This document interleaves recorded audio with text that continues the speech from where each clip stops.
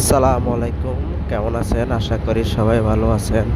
আপনাদের জন্য আরেকটি নতুন ভিডিও নিয়ে আসলাম। টাইস কোম্পানিতে সৌদি রিয়াদে কেউ যদি আসতে চান অবশ্যই যোগাযোগ করবেন। আপনার 1800 রিয়াল বেতন, 8 ঘন্টা ডিউটি, থাকা খাওয়া ফ্রি, 3 ঘন্টা ওভারটাইম আছে। যদি কেউ আসতে চান অবশ্যই যোগাযোগ করবেন আমার সাথে।